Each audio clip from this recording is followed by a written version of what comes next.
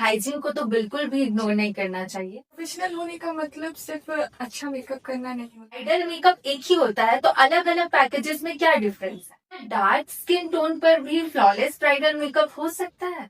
मैंने personally experience किया है कि कुछ डार्क स्किन की जो क्लाइंट होती है मेरी ब्राइड्स, वो अपने कलर को लेके थोड़ी सी अंडर कॉन्फिडेंस।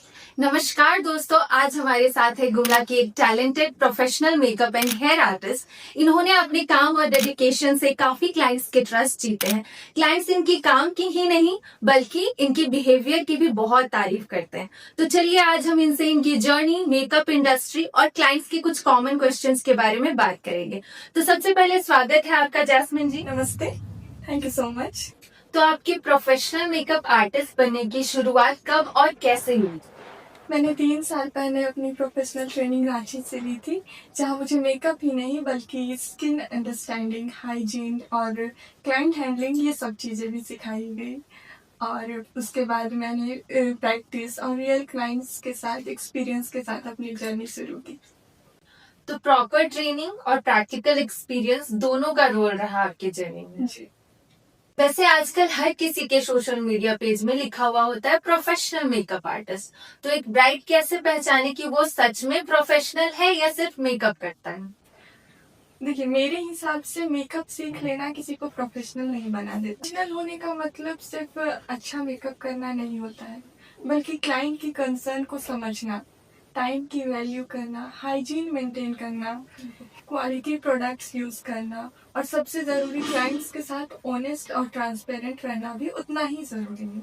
सर्टिफिकेट ये दिखाता है कि आपने ट्रेनिंग ली है, लेकिन प्रोफेशनलिज्म आपके बिहेवियर और आपके काम से पता चलता है। बिल्कुल, ये बात काफी सही कही आपने।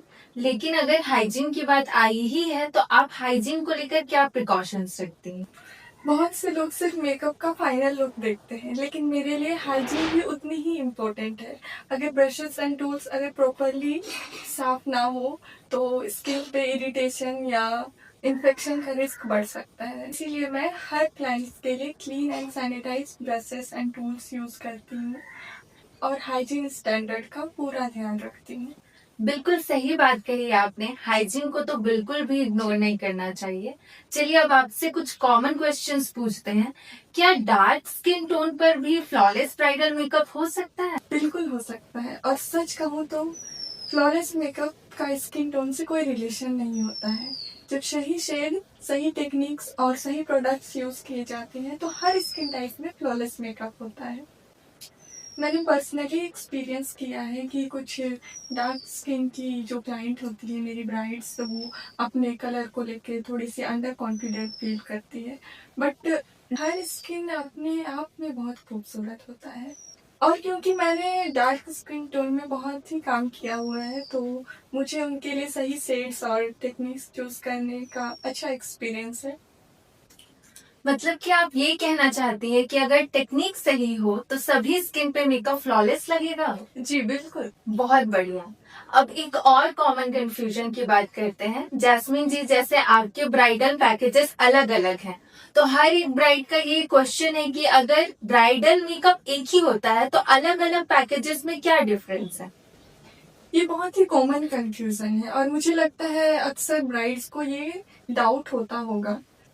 सबसे पहले मैं ये क्लियर करना चाहती हूँ कि अलग अलग पैकेजेस का मतलब ये नहीं है कि मेकअप कम या ज़्यादा होता है। हर ब्राइड के लिए मेरा टाइम, एफर्ट और मेकअप करने का प्रोसेस लगभग सेम रहता है। डिफरेंस होता है मेकअप की क्वालिटी और उनके परफॉर्मेंस का। प्रीमियम पैकेजेस में यूज होने वाले प्रोडक्ट ज़्यादा लॉन्ग लास्टिंग, फ्लॉलेस और वाटरप्रूफ होते हैं। उनकी फिनिशिंग भी ज़्यादा नेचुरल और स्किन पे ज़्यादा कंफर्टेबल फील होते हैं, और वेडिंग के लंबे फंक्शन में भी अच्छा परफॉर्म करता है। जब आप पैकेजेस चूज करते हैं तो आप क्वालिटी, ड्यूरेबिलिटी और ओवरऑल एक्सपीरियंस चूज करते हैं। मुझे लगता है आपने जितने अच्छे से समझाया तो सभी लोगों को पैकेजेस में डिफरेंस समझ में आ गया होगा। तो आप मुझे एक बात बताइए कि आपको आज तक सबसे अच्छा यादगार कॉम्प्लीमेंट क्या मिला है? जी बहुत सारे यादगार कॉम्प्लीमेंट्स मिले हैं, तो एक को चूज करना थोड़ा मुश्किल है। मुझे आज भी याद है, एक ब्राइड ने मुझे कहा था कि मेकअप इतना नेचुरल हुआ था, सभी लोग उनकी बहुत तारीफ कर रहे थे। और बहुत सारी ब्राइड्स बोलती हैं कि मतलब वो फुली सेटिस्फाइड है अपने मेकअप से, अपने लुक से। और सच कहूँ तो उनकी कॉम्प्लीमेंट देने से पहले ही उनकी स्माइल सब कुछ बता देती है। जब मेकअप के बाद वे अपना फुल लुक मिरर में देखती है और फिर वो उनकी मुस्कुराहट ही सब बयां कर देती है। वाह जैस्मिन जी, क्या बात है। तब तो आपकी क्लाइंट्स के साथ काफी अच्छी एक्सपीरियंस रही है। जी जी बिल्कुल। चलिए फिर आज का आखिरी सवाल, अगर आज कोई ब्राइड आपको पहली बार देख रही होगी तो आप उन्हें क्या कहना चाहेंगे? मैं बस इतना कहना चाहूंगी कि मेकअप आर्टिस्ट चूज करते वक्त सिर्फ आप फोटोज या प्राइस मत देखिए, उनका काम, हाइजीन और क्लाइंट के फीडबैक भी जरूर देखिए। अगर आप मुझे चूज करते हैं तो मेरी और टीम की पूरी कोशिश रहेगी कि आप अपने स्पेशल दिन पर कॉन्फिडेंट और कंफर्टेबल फील करें। और एक छोटी सी रिक्वेस्ट है मेरी सभी ब्राइड्स से कि चाहे मेकअप आप किसी भी आर्टिस्ट से कराएं, लेकिन मेकअप के बाद थोड़ा टाइम फोटोशूट के लिए जरूर दें। बिलीव मी, बाद में वही फोटोज आपकी सबसे प्यारी मेमोरीज बन जाएंगी। बिल्कुल, ये बात तो है कि दिन चला जाता है लेकिन फोटोज आपकी मेमोरीज बन जाती हैं। तो बहुत बहुत धन्यवाद जैस्मिन जी आपका। आपसे मैंने बहुत कुछ मेकअप के बारे में सीखा। थैंक यू, मुझे भी बहुत अच्छा लगा आपसे बात करके। तो अगर आपको भी ये वीडियो इन्फॉर्मेटिव लगा तो इस वीडियो को उन ब्राइड्स तक शेयर जरूर करें जो अपनी वेडिंग की प्लानिंग कर रही हैं। और अगर आपको जैस्मिन जी से बुकिंग करानी है तो उनकी सारी डिटेल्स आपको डिस्क्रिप्शन में मिल जाएगी। Thank you. One more look and I'm losing my